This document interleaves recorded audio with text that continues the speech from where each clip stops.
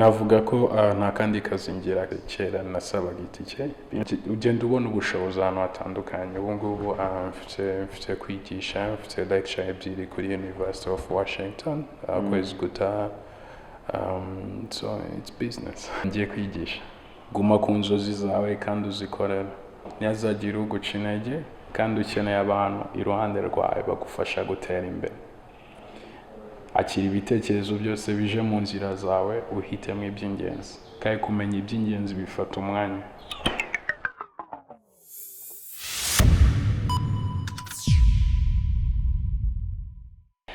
Yes, reka tubasuze tubifuriza gukomeza kugira ibihe byiza abakomeje gukurikira ibiganiro bitandukanye bya Target TV. Ngewe nitwa Masunzu. Turi muri gahunda yo kugenda dutembera hirya no hino, tugenda duhura n'abanyempano mu buryo bugiye butandukanye, abahanzi mu buryo bwo kuririmba, kubyina n'ibindi bigiye bitandukanye. Uyu munsi hari umuntu turi kumwe numwe mu amazina ye afite amazina menshi agiye atandukanye ariko iryazwiho cyane ni Yakobo. Yes. Hanyuma uyu nguyu ni umufotographe wabigize umwuga. Ahangaha turi niwe ni muri Kigali Photo Center. Bakora ibintu bigiye bitandukanye, bigisha abantu gufotora, gutunganya ibintu byinshi bigiye bitandukanye. Ibi bintu biramutunze cyane, byatumye azenguruka ibihugu byinshi cyane ajyanywe no gufotora gusa.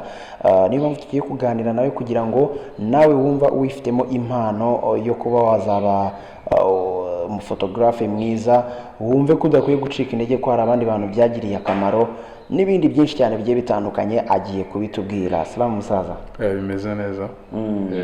Urakomeye cyane. Ndashima Imana. Umunaniro umaze gushira, harimo akagripe kubera guhindura ibirere ariko biragenda. Ni n'igihe cy'imvura gripe ntiyabura. Ntago kabura. Ikindi nari mvuye mu bushyuhe ahantu mu burengerazuba. Yego. Hanyuma wenda uratangira utwibwira. Njye nitwa Jacques Nyenzingabo, abanzwi cyane nka Yakubu. Gusa ubu ngubu izina riri kugenda rihinduka kubera ko amaze igihe nkora music. Nkaba ubu ngubu ndi kumenyekana nka DJ Motari. Yego, dufite groupe yitwa Team Kumba. Hano hari casque. Magarari abamotari mu Rwanda. Kuki wiyise DJ Motari? Nuko yako nkunda ukuntu abamotari bahasoringa uburyo bashakamo amafaranga, uburyo begera abakiriya, donc uburyo badacika intege mu bintu bakora. Uzi umuntu ufata ambition cyangwa se ufata uburenganzira bwo kuvuga agushyize inyuma ku rutugu, agutwaye ahantu atazi. So nanjye ni muri urwo rwego, ndi umu DJ uhagarara imbere nkashyira abantu ku bitugu nk'aba driving kandi hano batasanzwe bake. Uri no ukora ibintu byo ku DJinga, uri umu DJ? Ndi umu DJ, ndi umu producer, dufite indirimbo nshyashya yanze yitwa Rubanda. Yego. Uraza kudukubitira, uraza no kutubwira ku bijyanye no kuririmba, ariko icyo tugiye kwinjiramo cyane n'ibijyanye no gufotora. Turi ahantu heza, wenda cameraman araza kubereka. Ni ahantu heza, hari amafoto meza, hari n'ibindi byumba byinshi nahoze mbona hari inyuma. Ibi bintu byo gufotora na Yakobo bihura bite? Byatangiye muri 2008, nigaga Remera Rukoma. Twari dufite media club. Biba ngombwa ko dukeneye kudocumentinga cyangwa se gufata amashusho y'ibyabaga mu kigo. Nuko nguko natangiye gukoresha kamera. Bigeze 2010 numvaga ari cyo kintu nifuza kumenya cyangwa gukoraho cyane kuko nari mbikunze kurusha gukina umupira cyangwa se rugby najyaga nkina. Naje guhura n'umusore bita Kamaro, asanzwe azwi cyane mu bintu bya showbiz. Aza kumfasha mu iterambere ryanjye ryo gufotora. Ndangije secondaire muri 2013, nibwo nifuje gutangira gukora photography mu rwego ruri hejuru. 2015 nibwo nerekanye amafoto yanjye, nagiye mfotora. Imwe mu ntego zanjye zari ukwerekana u Rwanda rw'ubu ngubu, ko u Rwanda rubayeho naho rugeze n'iterambere ry'igihugu. Wese abanyarwanda tubayeho gute, ni gute tubayeho nk'abanyarwanda, bivuye donc ni gute mbibona njye. Ni kuva icyo gihe kugera n'uno munsi nibyo bintu maranira gushyira imbere. Yego. hari ahantu henshi wagiye ukora aya mafoto menshi nagiye mbona hano, donc kano kazi kawe ugakora gute? Tumenyereye ko umuntu mutumira mu bukwe akaza agafotora, cyangwa se waba uri umuhanzi ugakenera n'umufotographe, amafoto yo kujya kuri za social media n'iki, ariko wowe ufite ukuntu ahari ubikora mu buryo buri professionnel, ubikora gute? ni ukuvuga ngo ugira icyo bita target audience, cyangwa se ni he ushaka gufokasinga cyane. So njyewe focus yanjye ni ukwereka abanyarwanda uko u Rwanda rumeze, ariko n'abanyamahanga batekereza u Rwanda mu bundi buryo. So urumva imbaraga zanjye nyinshi zagiye mu kudokumenta cyangwa se mu gufata amashusho yerekana igihugu muri rusange. Ntago nigeze nifuza kuba najya mu bucuruzi muri business y'amakwe, kuko ntago ari ibintu niyumvamo cyane. Niyumvamo kubana n'abantu, kubana n'abaturage kurusha kujya mu birori. Nifuza kureba ni gute babayeho, ese ni iki kibabangamiye, ese ni iki bishimira, ese ni iki, ni bantu ki. Rero mporana ibyo bibazo, niyo mpamvu mpora mu bantu. Yego. Kare turi kuganira off mic wagiye umbwira ibihugu byinshi wagiye ujyamo, uratubwira ibyo ari byo, tubwire n'impamvu wajyagayo, kuko se wenda n'umuntu runaka wakubwiraga ngo ngiye gutembera tugende ujye kumfotora, byabaga bimeze bite? So 2016 nibwo natangiye kujya nyuma y'umugabane wa Afurika, ariko 2015 natumiwe muri Mali mu iserukiramuco ry'amafoto mpuzamahanga. Ubu ni naho mvuye mu minsi mike ishize. So riba buri nyuma y'imyaka 2, uno mwaka ryari ku nshuro ya 20 bari bafite celebration y'imyaka 25. So rirakomeye cyane, ni nka national cup. Niko dufatira iryo serukiramuco. Ubwo rero nagezeyo nibwo nabashije kubona izindi network connections zitandukanye z'abantu. So ngarutse mu Rwanda nkomeza focus yanjye yo gukora ku byo nakoraga. Nibwo natangiye kuva 2013 natangiye kugenda njya mu bihugu bitandukanye. Nakoze expo mu Budage, mu Bufaransa, nagiye nkora ama presentation atandukanye n'ama exhibition muri Colombia, muri India, muri New York, muri Greece, ibihugu bigiye bitandukanye. Ubu ngubu ndi kwitegura izindi ngendo. Yego. Nk'umwana ukunda ibintu byo gufotora, nk'umubyeyi ufite umwana ubikunda, umwana akaba uramubwira ati bino bintu ndabikunda, uzamfashe mbyige cyangwa se ngire gutya, ni iki watubwira we wabikuyemo ku buryo n'umuntu ubikunda ashobora kuvuga ati wow, ni umwuga nk'indi? Ikintu icyo ari cyo cyose ukoze ukagira umwanya ugikunda kikugeza ko wifuza wowe ubwawe ko kikugeza. Niyo mpamvu turi hano nk'hano, niyo mpamvu natangiye centre ya photography, kugira ngo abo nuza gusohoka uraza kubona ku gipangu handitsemo home of dreamers. So ni ukuvuga ngo iyo ugeze hano uri umunyenzozi, ushaka za nzozi kugira ngo zibe impamo. Tugufasha rero kugira ngo ukore ku nzozi zawe. Ni icyo centre yani maze ya photography. Icyo nababwira abafite abana babo bumva ko bifuza kwiga gufotora, babaho ubwo burenganzira. You never know, ntabwo umenya aho bizabageza. Si no gufotora gusa, inzozi zayo zose umwana afite, we nk'umubyeyi ugomba kumufashamo. Kuko natwe ibi byose twagezeho n'ababyeyi bacu bagiye badufasha, badushyigikira. Mbere na mbere ntabwo babanza kubyumva, ariko iyo babonye ko nta kindi barenza, ikiba gisigaye ni support yabo. So ndashishikariza ababyeyi bo mu Rwanda kureka abana babo bagafokasinga ku nzozi bafite, bakanabibafasha kugira ngo bagire icyo bagera. Kuko inzozi yari yose kugeza wowe ubwawe aho wifuza kujya. Niba ushaka kuba local ariko ukora ibintu kuri level iri high, ujya kuri iyo level. Niba ushaka kuba international, uba international abikora. Okay, mu buryo bufatika bino bintu niki byakugejejeho we nagifatika ku buryo ushobora kuvuga uti ikintu kigezeho kubera gufotora? Navuga ko nta kandi kazi ngira ni music nayo ndinvestisa, kandi amafaranga yose avuye ni muri photography. So byangejeje donc reputation yanjye yarazamutse, imitekerereze yanjye n'imyumvire yanjye yarahindutse. Urebye n'ibyo bintu cyane cyane kiri imbere ku bijyanye n'umufuka, ari byinshi byahindutse. Kera nasabaga itike, birazwi, nta muntu mbihisha, ariko ubu ngubu biratandukanye. Ndi hano mfite centre idafite inkunga n'imwe, ariko nkora ibintu byose ku giti cyanjye kandi byose bivuye muri photography. Ikindi ni ukuvuga ngo ugenda ubona ubushobozi ahantu hatandukanye. Ubu ngubu mfite kwigisha, mfite lecture ebyiri kuri University of Washington kwezi gutaha. So it's business. Wiga Washington? No, ngiye kwigisha. Ugiye kujya kwigisha? Yeah, mfite lecture ebyiri kuri Washington, University of Washington. So bafite isomo ryitwa African Studies.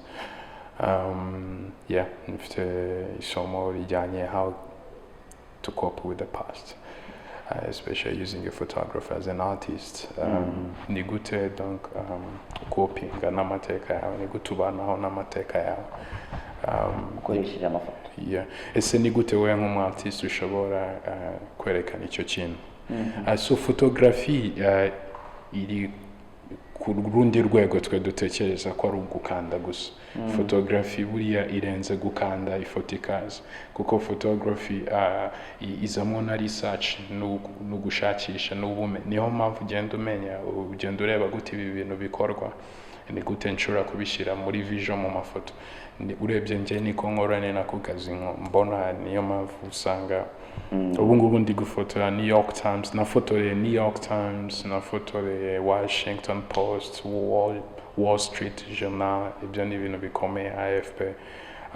Amafoto yanjye yakoreshejwe ku bitabo bitandukanye. Hari igitabo cya University of Arkansas,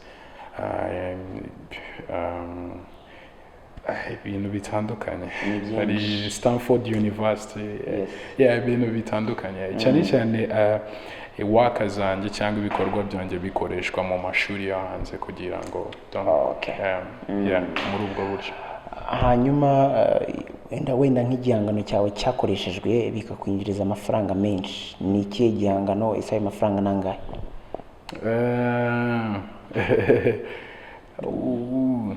Ntabwo ndi buvuga amafaranga. Mfite waka zanjye. Okay. Ibi nahise ari ibanga cyane. Nta kibazo. Donc ni ugutera courage abandi bakora umwuga. Yeah, donc u Rwanda, photography mu Rwanda imaze gutera imbere ku buryo ushobora kugurisha waka yawe cyangwa ugakora ikiraka kiri hagati y'ibihumbi 5,000 n'ibihumbi 7,000 by'idolari. Ariko still ayo mafaranga ntabwo aza mu mufuka wawe uri umwe, kubera ko nicyo kintu abantu bataramenya. Ntabwo wowe ubwawe ugira aho wigeze, hari abandi bantu ku ruhande rwawe bagira icyo bagufasha kugira ngo ugere kuri icyo kintu. So niba amafaranga yinjiye muri kampani ari ibihumbi tuvuge 3 by'idolari, usanga ajya ku mufuka yawe ari amadolari 800. Andi ni imisoro, buri abantu bo muri team company n'iki kuko dukora as agency. Yes. So navuga ko ntabwo ndi butangaza amafaranga. Naragurishije igihangano cyanjye gusa, ari igihangano mfite n'ubu ngubu kiri muri miza. Yego. Icyaguhenze noneho cyari icyo wahenze, donc cyaguhaye amafaranga menshi utarimo uratubwira, cyari igihangano gishingiye ku ki? Ni igihangano gishingiye kuri memoire. Igihangano gishingiye ku mateka yanjye, kuri data wambyaye, kuko yitabye Imana mu gihe cya Jenoside. Njye nari mfite iminsi 7 gusa. N'ibijyanye na projet nakoze yitwa I'm a Survivor. Kuvuga ndi umucikacumu, ariko mu kwerekana ese ndamutse mbonye amahirwe yo kohereza data wambyaye message n'iki namubwira. Yego. So yari more concept, concept nari mfite. So photography yanjye nayikoresheje muri studio, so ni portrait nini cyane, ariko ifite iyo later. So nicyo cyatumye iba strong. So iri emotional, ifite ikintu kiri strong. Okay. So hari umuntu wenda ukomeye mwaba mwarahuye kubera bino bintu ukora? Oh, yeah. Nafotoye abantu benshi cyane, benshi bakomeye. Akazi mperutse nari ndi kumwe n'ijya wari uri gufotora umugore wa Tony Blair. Nakoreye Tony Blair Foundation, nakoreye Queen Elizabeth Foundation. Nagiye mpura n'abantu benshi batandukanye, benshi pe. Bamwe nta nubwo nabibuka, abaperezida batandukanye, abacuranzi nka Trey Songz. Niyo ugiye mu mahanga cyane cyane nk'ibi byo gucuranga uhura n'abantu, ariko njye ntabwo ndi wa muntu uvuga ngo muye nono muntu ukomeye nshaka ifoto nawe cyangwa gutya na gutya, no kako birampagije kuri njye, ahubwo biranyinsipira kuba nzagera kuri level yo kuba wa muntu tuzajya twicarana tukifotozanya ariko turi muri business, kurusha uko njye nifotozanya nawe nk'umufana kandi nanjye nshaka inzozi nini. Yes. Aya mafoto bari aha ngaha ukorera muri hano iwawe muri Kigali Photo Center, nabonye hagiye handitseho ibintu bitandukanye, ushobora kuba wenda ari ibisobanura icyo iyo foto igamije n'impamvu wayifotoye. Bari abantu ufotora ntabwo bikugora cyane, wenda hari abatekereza ko amafoto yabo ushobora kuzayagurisha? Biragoranye, ariko buri iteka ni icyizere hagati y'abantu. Ni nko muri art yose muri rusange ni icyizere hagati y'abantu, hagati y'umu-artiste n'umunyamakuru, cyangwa se hagati y'umu-artiste n'ibyo avuga n'abakorana nabo. So art ni icyizere, nta kindi. Abantu bose iyo ubaganirije ukabereka ibyo wakoze, intego ufite n'icyo ushaka kubafasha, cyangwa bo bashobora kugufasha kenshi, cyangwa bo bashobora gufasha abandi bantu, kuko twe photography dukora photography kugira ngo niba ari ikintu cyakubayeho, story yawe hari undi ishobora gufasha uri kunyura muri icyo kintu. So ni ukuvuga ngo wowe ubwawe za nzira wanyuzemo zishobora gufasha undi muntu, zishobora kumusevinga, zishobora kugira gutya na gutya.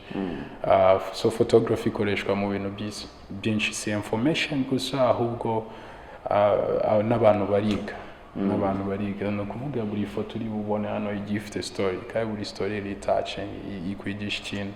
Ikikwigisha ni ukumenya ni gute uno muntu abayeho, ni gute yadirinze n'iki kintu, ni gute yabaye successful, ni izihe nzira yanyuzemo. So ibyo byose rero muri photography hano ngaho icyo wabonye exhibition uri buze kureba nyuma yindi ni aba photography baturuka mu bihugu 70.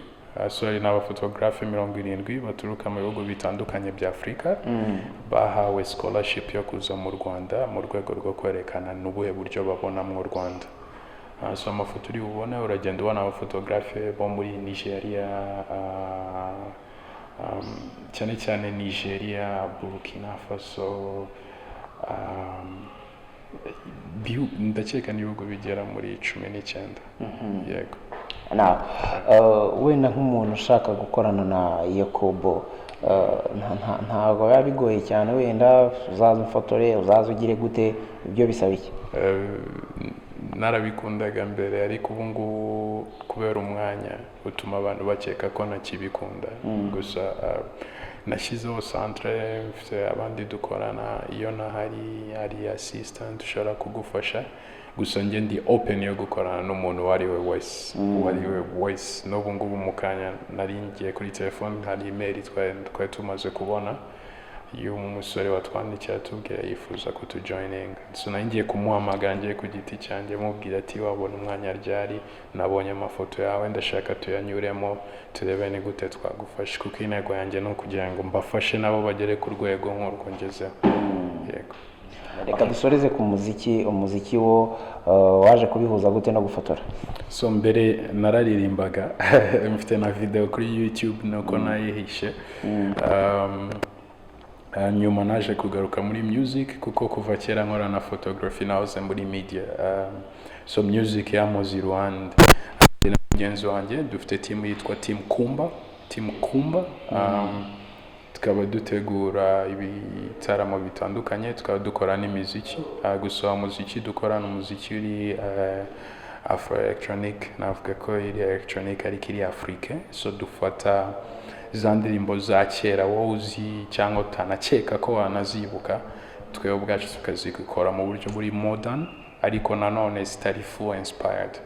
Hari indirimbo yitwa Rubanda, so ni yakozwe kera cyane nko mu 2020, twe twafashe akantu gato gusa ubundi dukora track yose.